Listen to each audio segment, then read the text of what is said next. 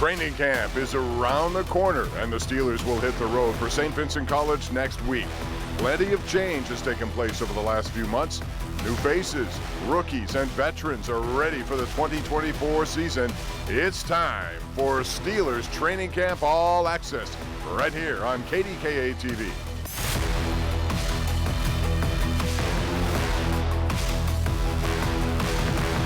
Welcome to Steelers Training Camp All Access, sponsored by FedEx.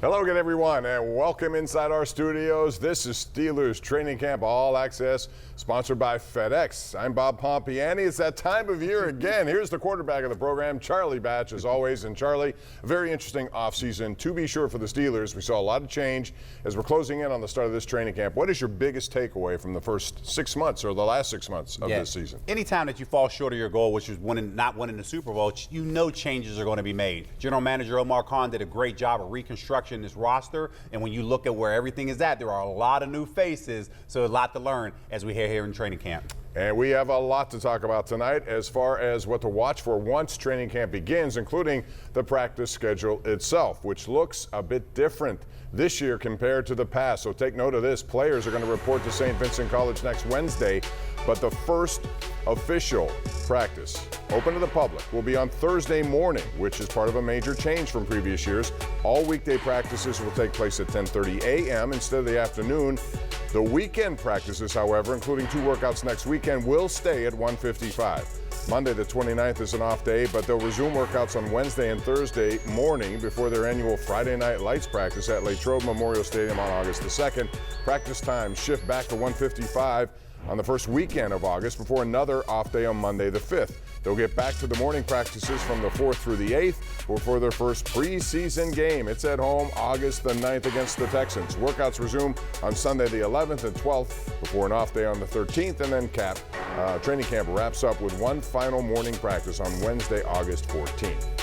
So, Charlie, we'll get into the quarterback intrigue because there's a lot of it and how that will play out over the next couple of weeks. Do that a little later in the program. But other than the quarterback position, what will you be on the lookout for when this training camp begins? Yeah, there's two points. One is the offensive line, but the other one, I'm looking at that receiver group because we lose a veteran guy in Deontay Johnson as he was traded to the Carolina Panthers. Now you have George Pickens, who are now taking on that leadership role.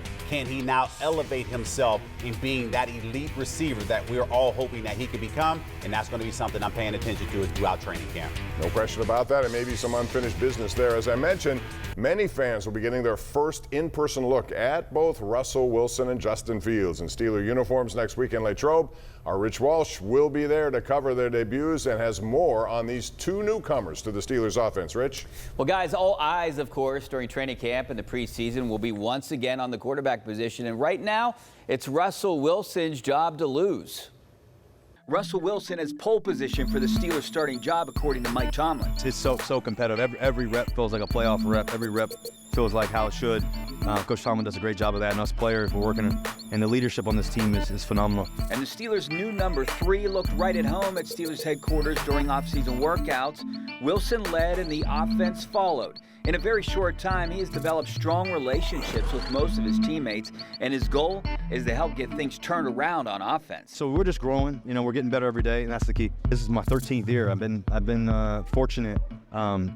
Be on a lot more higher moments than lower, that's for sure. And there's going to be a lot more I'm looking forward to in terms of the high moments as well. So you have confidence because of the people around you.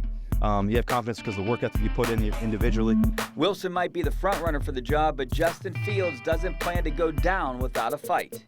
And to be honest, I'm taking it day by day. I'm definitely, competing. I think, Russ knows that. We're competing against each other every day. Him being out there for me, that, helps me getting better. Us pushing each other. So, I definitely don't have the mindset of, me just, sitting all year. So, I'm coming in every day, giving it all I got, and, pushing him to be his best, and he's, pushing me to be my best each and every day. And just like Wilson, Fields is hoping for a new start in Pittsburgh.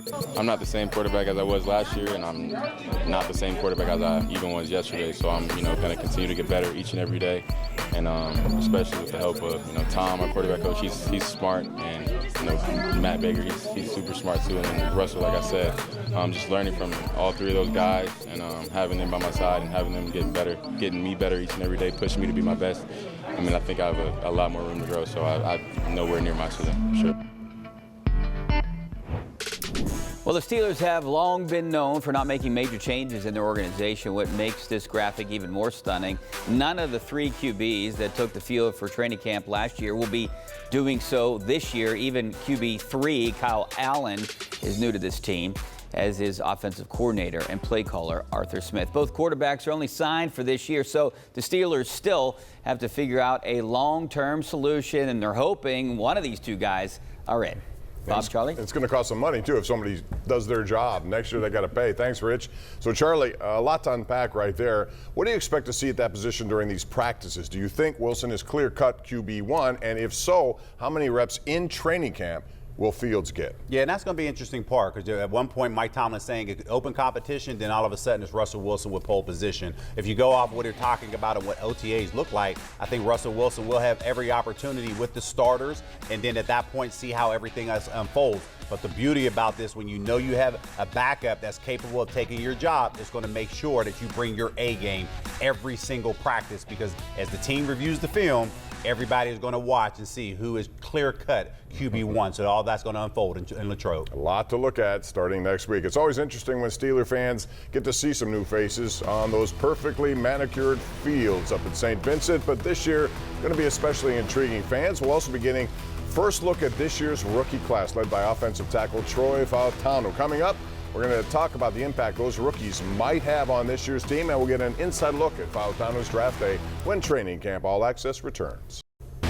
Welcome back to Steelers Training Camp All Access, sponsored by FedEx. FedEx, where now meets next. Well, there are going to be lots of new faces and jersey numbers for fans to check out when training camp begins next Thursday up at St. Vincent College, including all of the rookies drafted this spring. Here's a look at the entire draft class. They really did address needs on the offensive line with their first 2 picks in Troy Fautanu and Zach Frazier. They picked up wide receiver Roman Wilson and linebacker Peyton Wilson in the 3rd round before taking another offensive lineman, Mason McCormick, in the 4th. They didn't have picks in the 5th and 7th, but took Logan Lee and Ryan Watts in the 6th to fill out the draft class. So, Charlie, how many on this list do you think will make immediate impacts?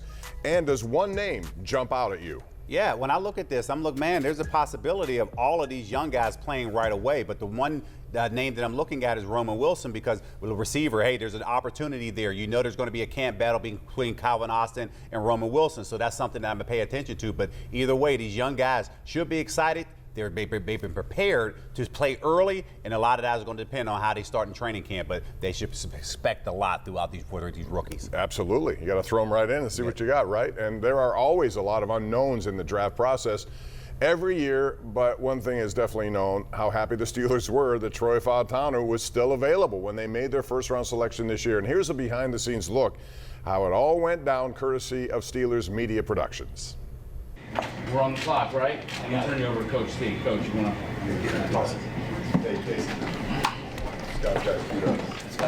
Troy, what's up, buddy?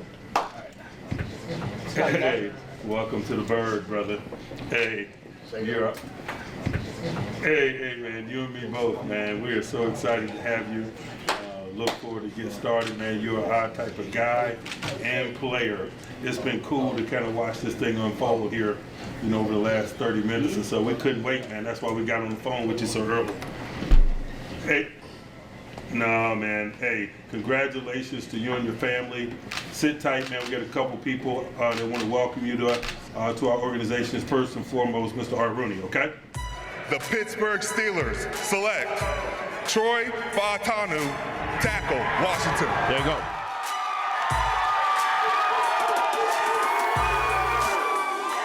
He's going to love playing for the Pittsburgh Steelers, and his play style very much fits with the way the Pittsburgh Steelers love to play football. And he's a competitor. He loves football. He loves the things that come with football. His passion is real, coupled with his tremendous athletic talent. Just turn the tape on him. He's a black and gold type of a guy. Just 10 hours after being selected as the Steelers' first-round pick, Troy Fautanu landed in his new home of Pittsburgh. First to greet him, his new teammate Cam Hayward. Excited to be here, though. Yeah. Waiting for my pops in there. This is Mom.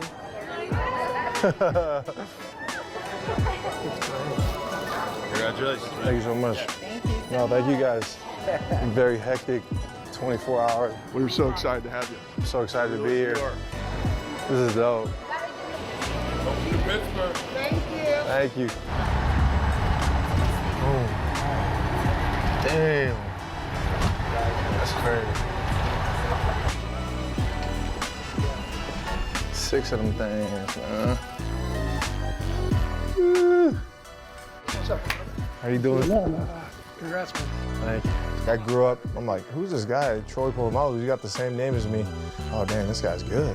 And then it went from that to being number 43 in Little League football. And then from then on, I just continued to watch the Steelers and just loved everything about the team. And here I am today. It's crazy to say that. That's crazy. What? I don't even know what to say. See my name on that? I dreamt about that, you know, since I was little, so that's crazy. All right, interesting fact. The last first-round pick from the University of Washington is this man right here, Mark Bruner. That's true. Yeah, just 29 short years ago. First-round pick from the University of Washington. 29 quick years ago. Mr. Roney, how you doing? How are you? Great to meet you. Sir. Welcome. Thank you so much. Really, he established himself as one of the top linemen in the country, and we were excited to make him a Steeler. And I really do feel like the Steelers, how they play football, their brand of football, like I fit the culture around here. And I'm truly grateful to be part of this organization because I feel like I can, you know, provide that or bring that. As always, great stuff from the show called The Standard, and you can check it out, full-length versions of that show on Steelers' YouTube page. So, Charlie, what do you think about making Fautanu that pick and about overall the Steelers' focus really on offensive line the last 2 years? Yes, it has been, and it was fantastic to watch that unfold. And, of course, you see Mark Bruner there, Washington alumni. He was super excited about that. But having time, being able to spend time with Troy, man, he's awesome. You hear Mike Tomlin talk about athleticism, but this guy wanted to understand the history of what it means to be a Steeler, and any alumni who came in, he wanted to have that conversation. This guy's ready to work. He was expecting to be a day one starter, and this guy's going to prepare that way. And, man, if he can get out there and solidify that offensive line, it's going to be an exciting season. Doesn't hurt to have a name Troy. That always seems to work in Pittsburgh. Anyway, all of those draft picks recently took part in the Steelers' annual Rookie Community Week, where they traveled around Western Pennsylvania, giving back to several worthwhile causes, and one of which was headed up by the man sitting to my left over here. Check this out.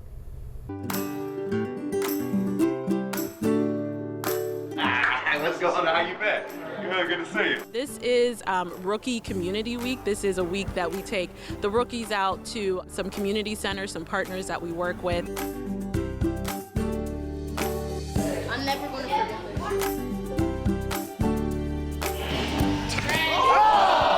I feel like what we're doing this week is pretty important. You know, starting with Urban Impact, you know, doing the camp for the kids, that was awesome. I mean, it's really inspiring to see a lot of the players that played here in Pittsburgh doing really good things out in the community. It's just really a great day, and, you know, just happy that we were able to give back to the community. This is just a chance for them to get to interact with some youth, but then also so they can realize the rich history that the Pittsburgh Steelers has in terms of giving back to the community. No doubt that is a very cool tradition the Steelers have maintained over the years. And Charlie, how impressed were you with that group when they visited the Best of the Batch Foundation? They were all wide-eyed seeing you. We were grateful. We were super appreciative that they were able to spend time with our kids at our summer day camp. We have 250 kids over the summer for 7 weeks, and they spent the day over at the building. Man, it was awesome. They worked on STEAM activities. And, of course, once they got into the gymnasium, they turned into kids themselves. So it became super competitive. So I just wanted to take a moment to really say thank you to all of the rookies who came over Steelers organization for believing what Best of the Batch Foundation is doing. And it's led by you and your lovely wife, and boy, you get a lot of stuff done over there, and those kids really like the opportunity. Some bonding time for the rookie group for sure. And speaking about bonding, fans will be doing a lot of that up at Latrobe next week when training camp begins. Here's a look at some of the things that you should know before you make the trek out to St. Vincent College. First off, all weekday practices are now taking place, as I said earlier, 10:30 in the morning, but weekend practices remain at the usual start time of 1:55. All tickets are free except for the Friday Night Lights workout, which requires a $10 donation to the Latrobe High School Athletic Department. All tickets, even the free ones, need to be downloaded throughout Ticketmaster Make sure you check that out, as in the past there will be food trucks, activities on site for fans to enjoy, and Steelers recommend downloading their official mobile app for all things related to the 2024 training camp. Coming up, we're going to focus on the incoming free agent group and tell you what to watch for next week in Latrobe.